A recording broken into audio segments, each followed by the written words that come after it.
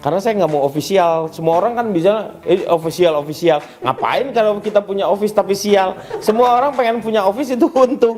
Justru dengan nama office untung itu saya jadi sial ternyata. Permasalahannya Pak Jokowi sendiri orang PDIP gitu kan. Sebenarnya orang-orang PDIP saya yakin sekali butuh satu pernyataan dari Pak Jokowi bahwa saya mendukung Ganjar Pranowo. Pak Prabowo jangan cuma ngedamein Ukraina dengan Rusia, yang deket aja. Bu Mega sama Pak SBY ketemuan sama Pak Prabowo pasti hebat menurut saya. Ketika seorang partai politik mencalonkan orangnya itu, dia bertanggung jawab dengan orang-orang yang dia calonkan itu, bahwa ini adalah orang-orang yang terbaik yang saya pilih begitu. Jadi bukan ngelihat dari masalah populernya. Kalau mau kereta api cepat itu sebenarnya harusnya jaraknya antara yang agak jauh lah, misalnya Jakarta Surabaya gitu, Bandung Semarang misalnya, Bandung Surabaya. Indonesia tidak akan berkah ketika negeri ini tidak pernah memuliakan yang namanya guru. Itu aja satu.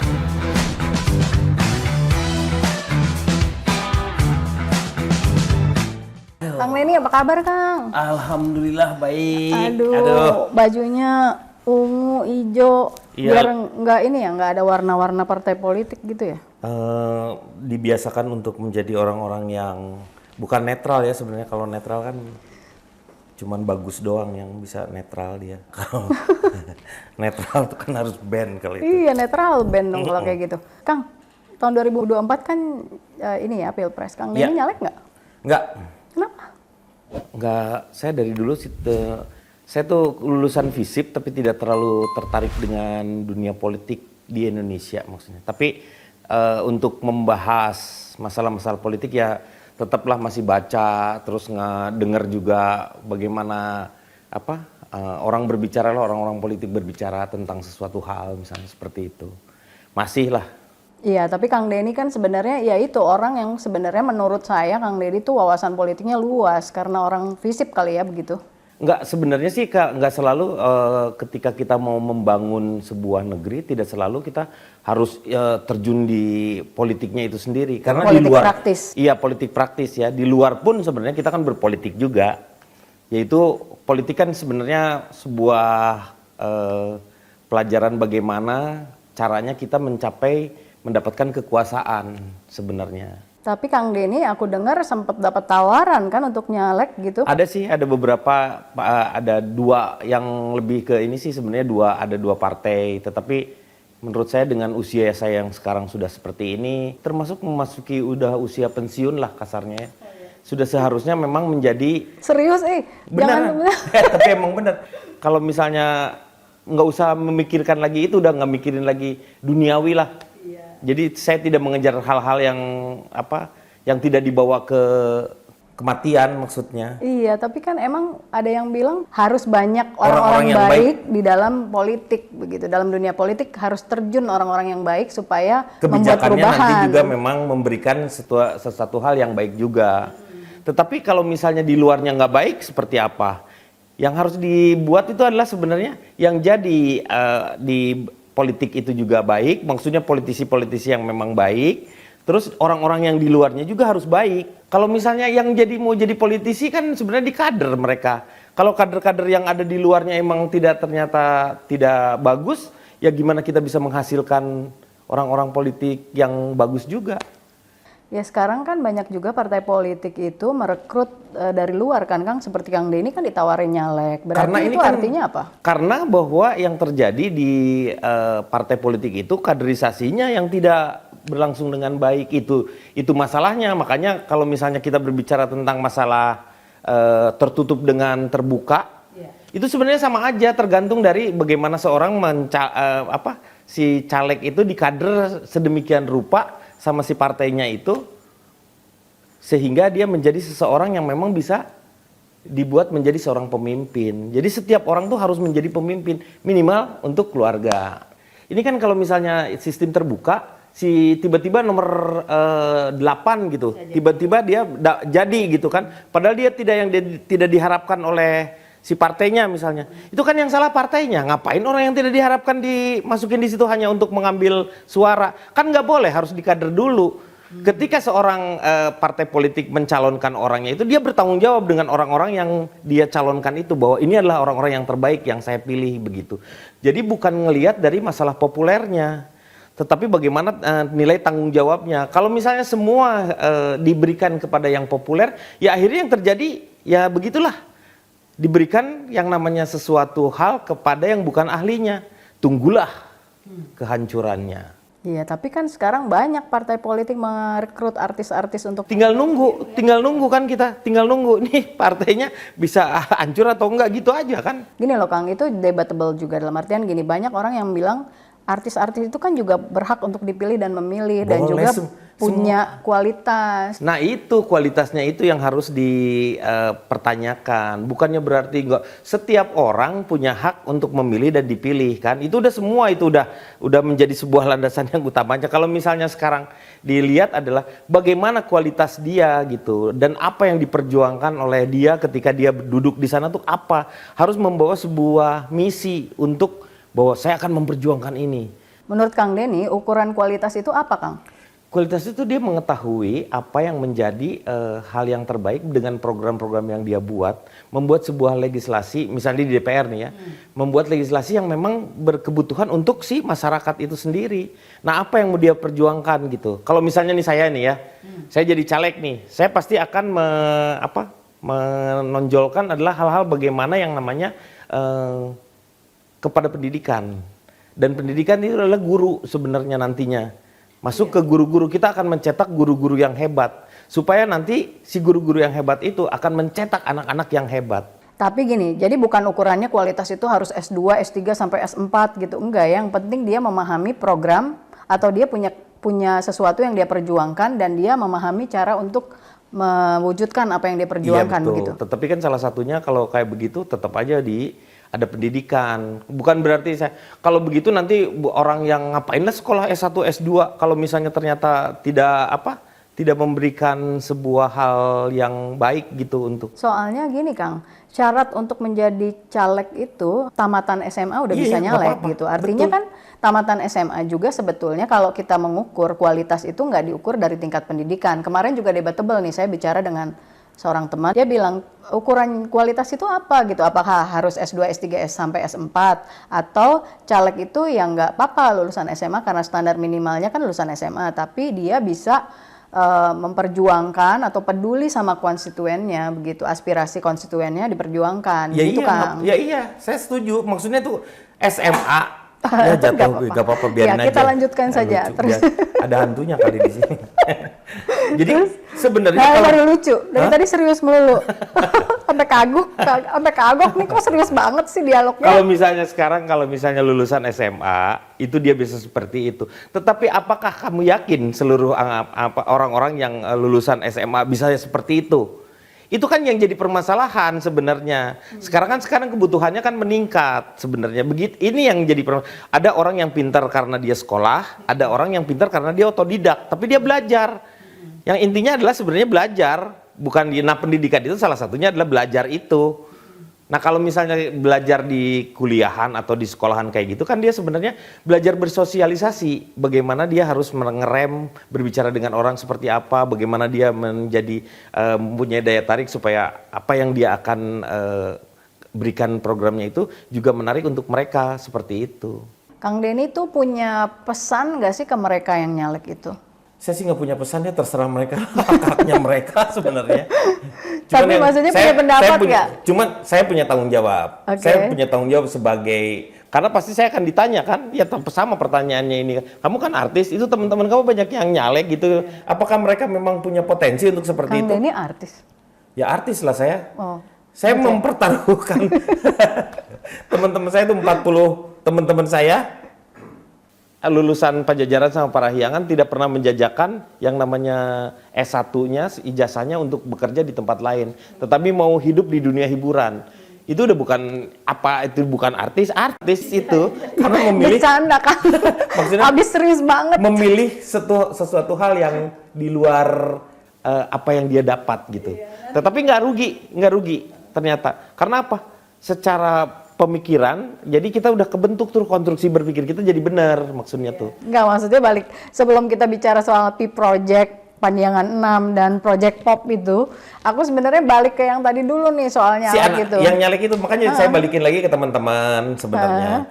Kembali lagi kalau menurut saya balikin lagi ke partainya.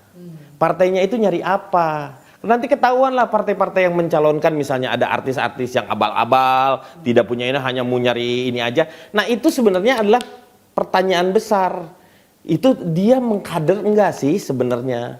Terus bekal apa yang kamu berikan kepada si orang-orang yang akan menjadi caleg itu? Anda harus bertanggung jawab nanti ketika dia menjadi caleg itu di sana, terus ternyata legislasinya kita mau jadi seperti apa? Paling nggak ada yang dibawa oleh mereka, dan supaya tahu visi misi mereka, kita mestinya undang mereka ke sini ya, Nah, kan iya. ngobrol. Jadi gitu. sebenarnya saya sih tantang mereka, kalau mereka punya gagasan sebenarnya mereka berani karena ada sesuatu yang mau dia berikan untuk supaya masyarakat ini jadi lebih sejahtera lah. Lebih sejahtera tuh, jadi kalau atau enggak lebih bahagia lah seperti apa gitu. Dengan jalan seperti apa. Kalau mereka cuma hanya di awang-awang tanpa sebuah, saya juga nggak perlu, karena banyak yang namanya politisi-politisi juga yang akan berbicara mengawang-awang. Maksudnya tidak membumi gitu. Iya sih, bagus itu, tapi susah dilaksanakannya. Yang kita perlukan adalah yang mudah dilaksanakannya, punya manfaat yang lebih. Jadi perlahan sebuah proses lah nanti. Kang, tapi kalau misalnya ada orang gini yang bilang, terlepas siapapun ya, mau artis, mau enggak, saya cuma pengen jadi anggota DPR yang baik dan benar. Nah itu gimana menurut Kang Denny? Itu lebih susah loh sebenarnya. Dia mau jadi anggota DPR yang baik dan benar. Ya terserah dia sebenarnya. Kalau menurut saya terserah dia, karena apa? Di sana itu Anda tidak sendiri begitu. Karena Anda hanya mewakili beberapa orang yang mempercayakan suaranya untuk Anda berada di sana. Jadi tetap aja kalian pun di sana akan berpolitik dengan teman-teman yang lainnya. Maksudnya jangankan dengan partai yang lain, dengan partai kita sendiri juga, misalnya dia harus juga mensosialisasikan supaya apa yang dia inginkan itu menjadi sebuah kenyataan. Tapi kan gini ya Kang, misalnya caleg itu, misalnya dia itu susah gitu. Ya pokoknya saya mau nyalek aja, pengen jadi caleg yang baik aja dan jujur dan sebagainya, itu nggak cukup Kang? Ya iyalah, kan wawasan juga penting. Jujur saja itu tidak cukup. Karena ketika dia jujur, dia pasti berbicara. Sebenarnya saya sanggup atau enggak gitu. Dia akan introspeksi kepada dirinya sendiri untuk bertanya kepada dirinya bahwa saya mampu nggak ya seperti itu. Nah itu tuh penting. Jadi ada pembicaraan antara dia dengan. Jadi kalau misalnya sebelum Anda menjadi seorang caleg mau jadi di daftar itu, sebaiknya Anda kontemplasi dulu lah. Sama seperti saya maksudnya. Kontemplasi dulu, Anda akhirnya nggak jadi nyalek. Iya, karena memang ternyata tidak mendapatkan yang namanya apa ya, nggak ada, kayak apalah susahnya. Susah hari orang Sunda menjadi aduh kayak nggak masuk gitu. Enggak ya ternyata gitu. Nggak ada feel. Nggak ada feel-nya. Feelnya nggak dapet. Feelnya nggak dapet. Setelah, pokoknya istri saya kan gitu ketika saya coba kalau kamu mau yakin kamu mau jadi caleg, ya udah sholat aja 2 rakaat lah gitu. Seketika udah selesai sholat itu ditunggu sehari 2 hari tuh. Nggak dapet idenya, feel-nya. Kan kalau misalnya kita diutus udah pasti udah, kamu bisa tuh, biar ada tuh masuk tuh ke dalam tuh. Ini nggak ada lah, udah gitu. Terus kalau misalnya 2024 kan udah mau pilpres, Kang Denny gimana ngelihat pilpres tahun 2024 nanti? Pilpres ya sama-sama aja lah. Saya yang paling penting adalah sekarang gini, saya punya tugas adalah untuk menjadikan pilpres ini, pemilu ya, menjadi sebuah hal yang menggembirakan. Itu aja. Saya punya tugas itu. Jadi siapapun juga saya akan dobrak kalau misalnya. Makanya saya berusaha untuk tidak terjadi di antara ketiga calon ini yang kuat nih, tidak terjadi yang namanya saling menyerang secara pribadi lah satu dengan yang lainnya. Tapi kalau kayak black campaign itu masih diperbolehkan kalau misalnya berdasarkan data-data yang ada. Cuman kan kita tidak lagi berbicara tentang masa lalu, tetapi yang kita harus lebih banyak bicarakan adalah tentang masa depan. Program ketiga presiden itu mau jadi apa nih sekarang? Dia mau ke depan itu mau berbuat apa? Itu yang paling penting dibanding dengan kita berbicara tentang mereka masa lalu ini, masa lalu ini. Kita tidak mencari seseorang yang betul-betul hebat secara akhlak yang seperti kayak begitu, tidak. Tetapi bagaimana orang yang mempunyai program yang sederhana, yang menerap, yang bermanfaat untuk si masyarakat, itu aja. Jadi berarti tahun depan Kang Denny belum tahu nih pilih siapa atau ke siapa nih arahnya? Oh, saya lihat programnya bertiga itu. Kalau misalnya programnya, saya tidak pernah ngelihat, saya ngelihat sosoknya, ngelihat partainya, enggak. Saya ngelihat apa yang dia perjuangkan, jika sama dengan saya akan dukung siapapun dia, begitu. Apa program yang bikin Kang Denny mendukung capres tertentu Yaitu itu? mengenai pendidikan. Saya tuh butuh yang namanya pendidikan itu harusnya selalu merata di setiap, jadi semua orang punya kesempatan yang sama. Itu paling penting. Jauh lah. Itu kalau dari pendidikan tuh cara berpikir pun akan berubah sebenarnya. Tergantung dari ini. Kalau misalnya standarnya semuanya sama, jadi infrastrukturnya sama, guru-guru yang di ininya juga hebat-hebat. Pasti saya yakin semua orang bisa bersaing dengan sehat.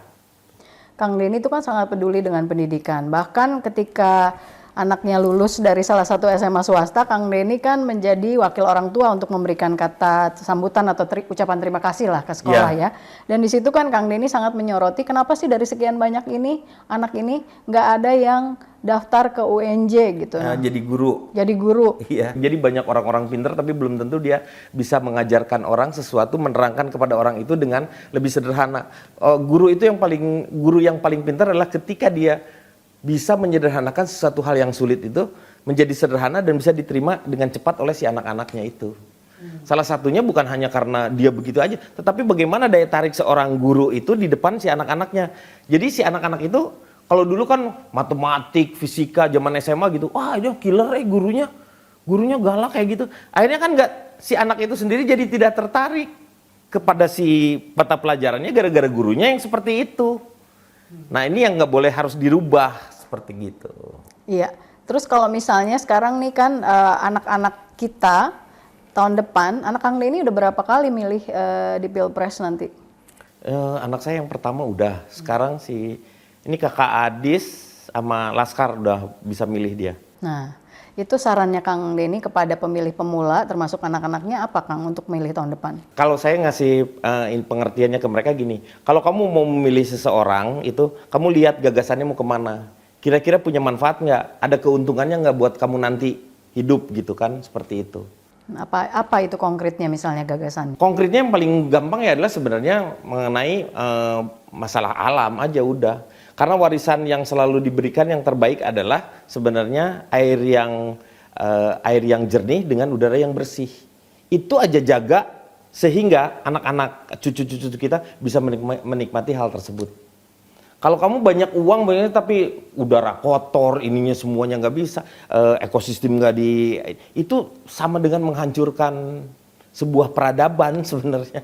Kang Denny itu kan pendukung Pak Jokowi selama 10 tahun ya. Waktu 2014 kemarin cerita katanya milih Pak Jokowi. Loh kan saya bikin apa? Ada lagunya tuh sama saya, sama Cak Lontong, sama beberapa teman-teman juga bikin lagunya. Oke. 2014 tuh. Oke, 2019? 2019 juga mendukung, ada programnya Pak Erick Thohir tuh kalau nggak salah tuh, yang hari Jumat. Ketua tim ses ya Pak Erick Thohir. Jadi tiap hari Jumat tuh ketemu dengan anak-anak komunitas mana. Sebagai seorang komedian, sebagai seorang Denny Chandra dan sebagai seorang pemilih, Kang Denny melihat pembangunan yang sudah dilakukan Pak Jokowi selama 10 tahun ini bagaimana Kang? Sebenarnya tidak semuanya sempurna, karena beberapa program juga memang ada yang tidak sesuai lah kasarnya. Yang mana itu Kang? Banyak lah. Menurut saya juga kereta api cepat yang di Bandung Jakarta tuh sebenarnya nggak perlu, karena kan udah banyak yang namanya travel, udah banyak misalnya seperti kayak gitu. Terus kalau mau kereta api cepat itu sebenarnya harusnya jaraknya antara yang agak jauh lah, misalnya Jakarta Surabaya gitu, Bandung Semarang, misalnya Bandung Surabaya yang Jakarta itu. Jogja gitu kan. Ya, jadi Jakarta, saya Jogja. gampang nanti mau nengok anak kuliah gitu kan. Iya kan udah kan. Itu kan yang kayak begitu-gitulah yang seharusnya. Nah, mungkin tetapi kan ada pertimbangan-pertimbangan lain. Kalau saya ngelihat di situ posisinya juga nggak bisa. Jadi tetap harus semua itu harus dipertanggungjawabkan, tapi gitu. Nah, terus kalau tadi sempat ngobrol nih sebelum kita rekaman, Kang Denny juga mengkritisi soal jalan tol. Nah, itu gimana, Kang?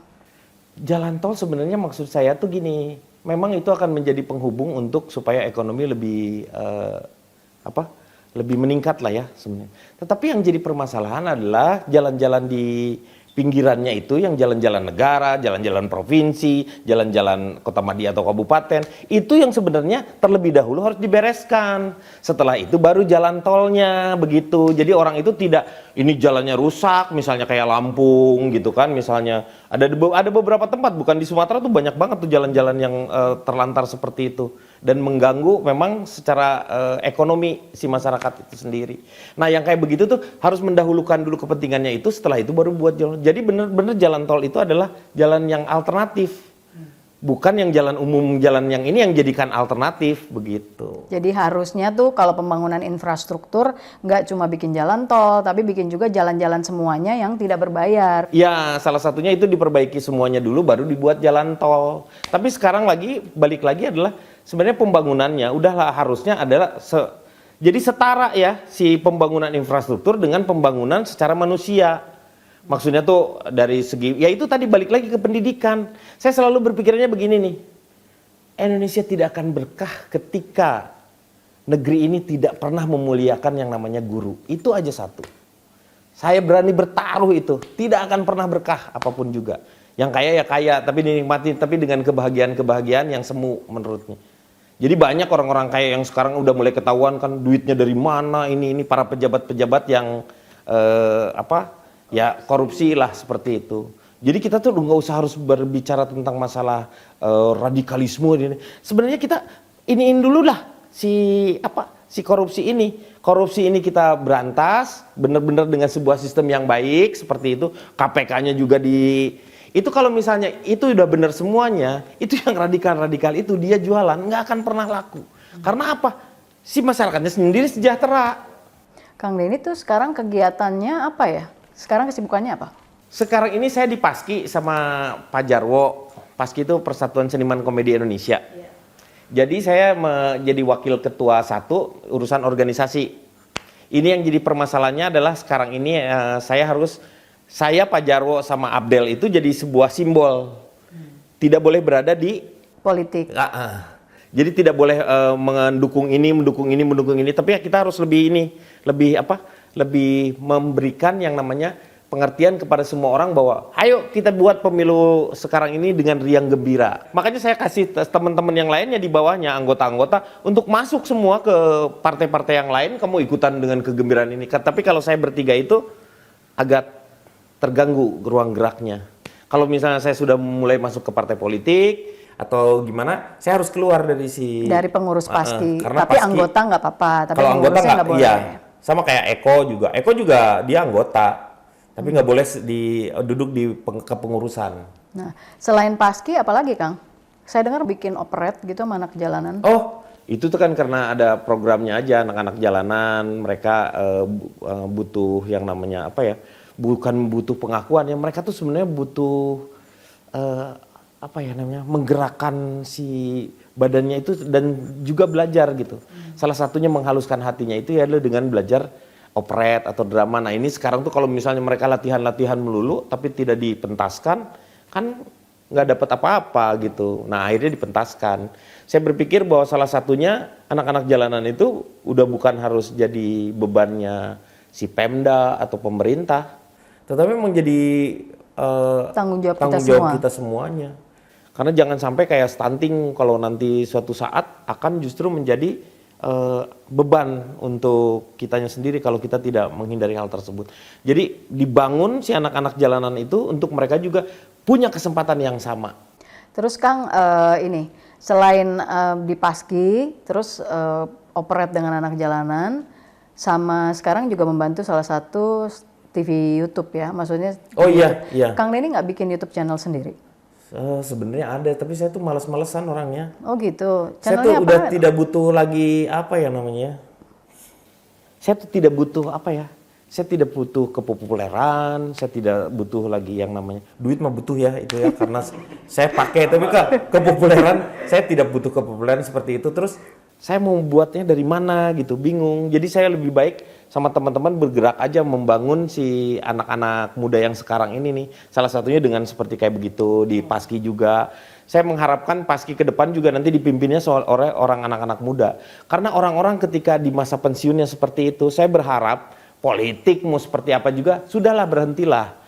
Jadilah Anda menjadi seorang brahmana gitu yang udah tinggal melihat udah mau sampai kapan gitu dia mau. Makanya saya ngelihat politisi-politisi yang masih aja gitu. Karena memang ya kalau dia ngomong ya wajar katanya. Ya memang nggak apa-apa sebenarnya, tetapi secara nilai menurut saya sudahlah. Lebih baik Anda menjadi seorang negarawan, guru bangsa. Maksudnya arahnya ke siapa ini, Kang? Semua banyak. Ke Presiden Jokowi, tadi katanya di off air ini, off camera gitu. Oh, enggak juga. Semua. Tapi saya juga berharap Pak Jokowi itu menjadi guru bangsa untuk semua. Karena ketika sekarang sosok beliau ini, justru sekarang akan menjadi sebuah, apa ya namanya, pengaruh Pak Jokowi ini akan diperebutkan oleh kepentingan ketiga Capres ini. Kandidat capres. Ya, kandidat capres terutama berdua, Pak Prabowo sama Pak Ganjar. All the president's men katanya gitu. Orang-orangnya Pak Jokowi. Iya, betul. Tapi kan permasalahannya Pak Jokowi sendiri orang PDIP gitu kan. Sebenarnya orang-orang PDIP saya yakin sekali butuh satu pernyataan dari Pak Jokowi bahwa saya mendukung Ganjar Pranowo. Karena Ganjar Pranowo adalah orang PDIP. Di mana saya bernaung dan saya diangkat menjadi presiden dari partai tersebut, seperti itu. Itu jelas. Kalau itu udah jelas, semua para relawan Jokowi dari dulu yang dulu-dulu itu juga harus sudah merapat ke sana. Tapi kan tadi katanya Presiden Jokowi itu harus menjadi negarawan yang tidak berpihak. Tapi Kalau di sisi lain, berpihak, tadi Kang Denny bilang begitu. ajak juga Pak Anies. Pak Anies juga sini, masuk juga kamu, silakan. Kalian ini saya tidak ikut, tetapi saya untuk teman-teman yang lain karena saya orang PDIP, iya kan saya lahir sebagai petugas partai dari PDIP yang sudah melaksanakan tugasnya, saya akan juga mendukung yang namanya Mas Ganjar sebagai orang PDIP begitu. Oke. Tapi kalau untuk yang ininya silahkan kalian bertarung. Ya bertarung dengan jujur dan adil. Iya, silakan seperti itu. Dikasih kesempatan yang sama. Iya, jaga aja, jangan sampai saling menjelekkan ini begitulah kira-kiranya. Kang, tadi balik ke YouTube channel katanya enggak, ini udah nggak perlu gitu dan sebagainya. Kemarin bilangnya bikin channel Denny Chandra Office Untung katanya. Oh itu udah lama, tapi kan nggak pernah dibuat jalan lagi. Oh iya, kenapa Office Untung? Karena saya nggak mau official. Semua orang kan bisa official. Ngapain kalau kita punya office tapi sial? Semua orang pengen punya office itu untung. Justru dengan nama office untung itu saya jadi sial ternyata. Itu yang jadi permasalahannya. Jadi paling tidak saya tuh apa ya namanya? Orangnya tuh moody. Jadi kalau lagi mood senang gitu, tapi kalau enggak males gitu. Sebenarnya males nggak saya wawancara? Enggak juga. Oh enggak juga. Kalau disebut males, saya tuh kalau wawancara kayak gini sih enggak, karena apa? Ada tugas saya, yaitu memberikan ini kan sebenarnya salah satu legacy yang saya harus berikan kepada anak-anak saya. Kenapa saya harus membuat si YouTube seperti itu? Ketika dia mencari jejak digital ayahnya, dia tahu bahwa bapaknya ternyata orang yang mendorong atau selalu berbicara tentang masalah pendidikan, guru yang seperti itu perlu supaya tertanam dalam jiwanya satu kebanggaan dan dia bisa meneruskan apa yang saya inginkan itu. Jadi Kang Denny benar-benar adalah sosok yang berpihak pada pendidikan dan pada guru. Jadi Capres 2024 yang punya program pendidikan dan kesejahteraan guru itu yang akan didukung. Nah, kalau tiga-tiganya punya program itu gimana? Ya yang paling terbaik dong. Kan sekarang semua orang punya program yang terbaik, tetapi dengan program-program ke bawahnya itu seperti apa? Turunannya itu yang jadi permasalahan. Jangan kayak misalnya, ya saya nggak ngerti yang sekarang siapa, Pak Nadiem itu saya juga nggak ngerti sebenarnya dengan kurikulum merdeka gitu. Jadi kurikulumnya yang merdeka, anaknya mah enggak, tetap aja anaknya mah dipaksa gitu kan. Nggak bisa yang namanya misalnya waktu dulu dia ngomong kan IPS bisa masuk kedokteran yang seperti gitu. Enggak, itu udah ada bagian-bagiannya sebenarnya. Saya selalu berbicara bahwa ilmu itu tidak bisa berdiri sendiri. Setiap ilmu tidak akan ada yang punya dominasi ilmu itu. Karena mendirikan rumah contohnya butuh arsitek yang bagus, butuh sipil yang hebat, butuh interior design yang bagus, juga butuh tukang. Butuh tukang tuh yang bagus-bagus nemboknya supaya bangunannya itu memang terlihat jadi memang lebih kokoh.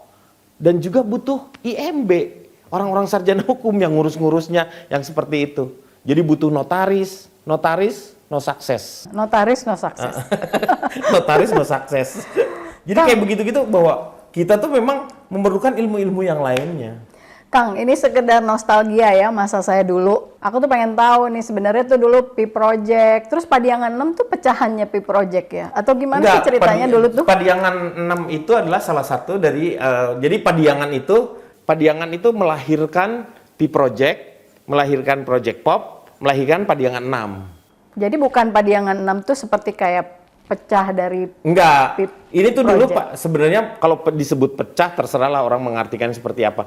Dulu itu Padiangan dia tidak profesional, jadi kayak ekstrakurikuler dari sebuah Pajajaran sama Parahyangan lah kalau mau ini nih.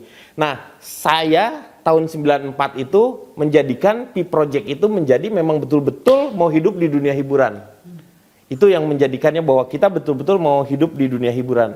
Jadi tidak ada lagi pikiran kemana-mana, itu yang dipegang. Akhirnya lebih profesional. Dan saya mau membuat bahwa ini adalah multimedia maksudnya tuh. Segala semua kita bisa lakukan. Makanya saya bikin film dengan Pi Project itu, Kejar Jakarta. Alhamdulillah nggak sukses. 500 ribu juga enggak kayaknya. Oh gitu? Iya. Itu tahun berapa Kang? Itu baru, jadi orang lain kan 3 hari nggak laku turun. Iya. Ini mah kayaknya baru 1,5 jam belum selesai filmnya udah diturunin semuanya, disuruh bubar penonton juga. Udah pulang nggak rame gitu.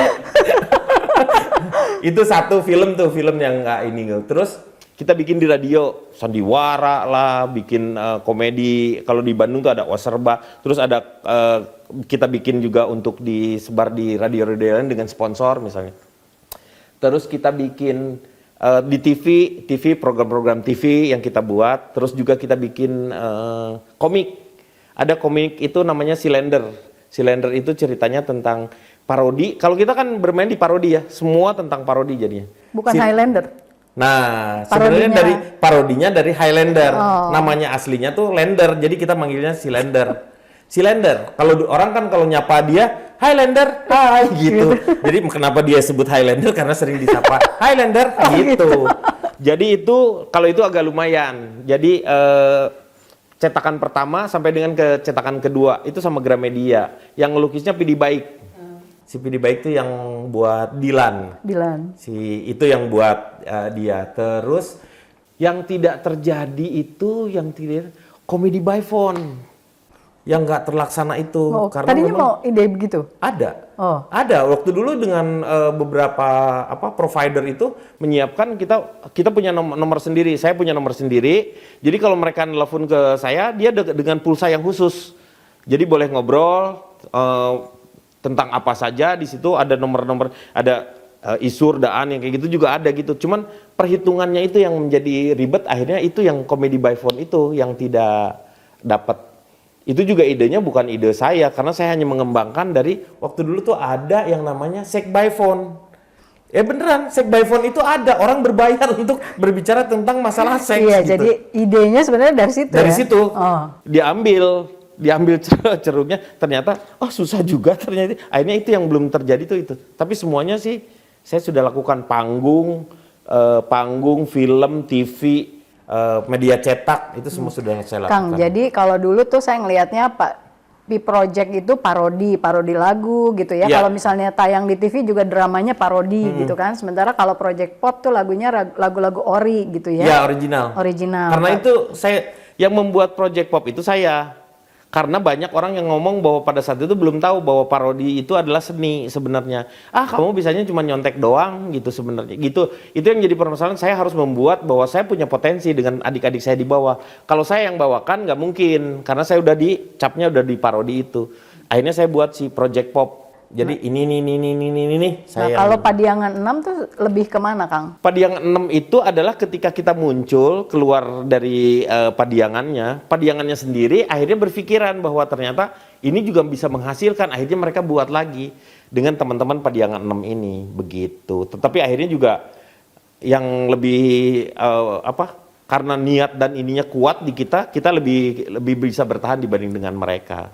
Oke, Kang Denny, makasih ya. Kita udah Sama-sama. ngobrol-ngobrol hari ini dari politik, terus sedikit nostalgia ke B-Project dan sebagainya. Dan kita berharap pemilu tahun depan itu akan berlangsung riang gembira Ya, dan betul. juga sejuk, Ya. ya gitu. Terima Terutama kasih, Kang. sekarang ini pemilihnya lebih banyak milenialnya. Iya. Itu ya untuk saya sih berpesan aja ketiga capres ini untuk tidak membicarakan atau menyerang satu dengan yang lain tentang masa lalu. Cobalah berpandangan ke depan karena mereka tidak akan pernah melihat karena nggak kejamanan. Kalau sekarang mau orang menyerang Prabowo dengan HAM-nya pada 98, ya orang-orang yang mau nyoblosnya sekarang lahiran 2000 mau ngapain? Percuma dia nggak tahu seperti itu. Terus keduanya mau ngomongin politik identitas lah. Tidak bisa, kita bisa hanya meredamnya saja, kita tidak bisa menghancur. Karena apa? Sekarang kalau misalnya presidennya Ridwan Kamil lah misalnya jadi capres, saya dukung dia.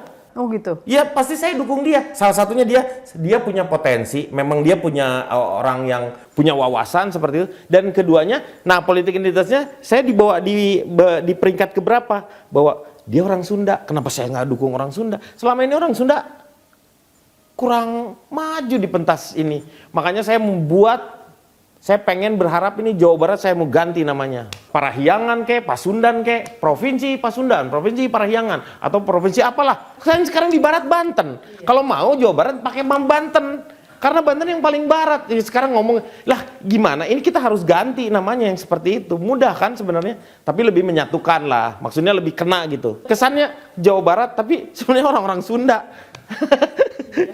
Oh Mas Ganjar, misalnya bokep gitu. Dia nonton kayak gitu, udah urusan pribadi. Tetapi kan orang kita nggak tahu, yang paling penting adalah sudah lupakan itu semuanya, tetapi lihatlah karakter dengan jejak digitalnya. Ini apa yang sudah dibuat seorang Ganjar sebagai gubernur Jawa Tengah, seperti apa sih dia membuatnya, apakah dia benar-benar membangun seperti itu gampang dilihatnya. Anies ngebangun Jakarta seperti apa sih dia, apa kemajuan yang dibuatnya seperti apa. Pak Prabowo, apa ya dia sebagai Menhan itu, apa nih? Jangan cuma ngedamein Ukraina dengan Rusia. Harusnya ngedamein juga tetangga satu dengan tetangga yang lain. Pak Prabowo bukan prestasi saya, menurut saya adalah bukan ketika beliau kalau misalnya berhasil Ukraina dengan Rusia bisa bisa jadi akur. Jangan. Pak Prabowo kalau yang deket aja, Bu Mega sama Pak SBY ketemuan sama Pak Prabowo pasti hebat menurut saya. Sekarang Bu Mega sama Jokowi juga katanya sebenarnya lagi Enggak lah, Pak Jokowi nggak mungkin. Pak Jokowi itu orang yang beradab, nggak mungkin. Beliau tahu bagaimana sosok seorang Ibu Mega yang memberikan kepercayaannya. Pada saat itu kalau Ibu Mega misalnya punya ambisi tersendiri, sayalah presidennya, karena dia yang menentukan. kan hasil surveinya tinggian Pak Jokowi. Bukan masalah itu, makanya kalau misalnya mau dia sebagai ini, tapi kan bukan seperti itu. Ibu Mega berpikirnya berarti beliau tidak memikirkan dirinya sendiri, tetapi memikirkan lebih banyak adalah kepentingan yang lebih besar. Seperti itu. Jadi tidak mungkin Pak Jokowi sama Bu Allah itu kan kamu kayak nggak tahu aja. Ada orang-orang yang pengennya tuh retakin lah ini nih kayak gitu supaya ada yang ngambil ceruk-ceruk di tengah-tengah itu. Hal-hal yang kayak gitu tuh terlalu mudah gitu. Jangan kemakan dengan hal-hal yang kata menurut saya kecil. Kang, tapi buat Ridwan Kamil maju susah Kang setelah gabung ke Golkar. Ridwan Kamil itu di luar dia mau jadi tidak susah atau enggak, kalau menurut saya dia mah berlian. Di orang Indonesia kalau saya sebagai orang Sunda ya. Saya juga nggak terlalu dekat-dekat dengan Ridwan Kamil. Tapi saya mensedekahkan seorang Ridwan Kamil untuk memberikan apa yang dia punya itu untuk masyarakat Indonesia. Karena saya tahu kemampuan dia seperti apa. Dia ngebangun yang namanya cekungan Jawa Barat seperti apa. Lihat di provinsi orang-orang ASN-nya tuh hebat-hebat. Anak-anak yang bener-bener lulusan klaster 1 lah. Kasarnya sih. Klaster 1 kan UI, ITB, UGM gitu. Lulusan itu tuh muncul di situ dan kelihatan cara berpikirnya lebih ke depan. Makanya saya ngelihat Ridwan Kamil itu sosok yang sebenarnya hebat dia. Cuma saya berani bertarung kalau misalnya keempat nih, Pak Prabowo, Pak Ganjar, Pak Anies, Pak Ridwan Kamil lah berbicara tentang sebuah gagasan dengan beliau. kita lihat kayak seperti apa. Ya, cocok sekali jadi tim sesnya Ridwan Kamil. Bukan, saya nggak mau kalau diajak tim ses, saya akan dukung dia, tapi kalau jadi buat tim ses, enggak. Saya harus lepas dari semua kepentingan. Iya, oke. Makasih Kang Denny. Sama-sama. Terima kasih. Assalamualaikum warahmatullahi wabarakatuh. Waalaikumsalam.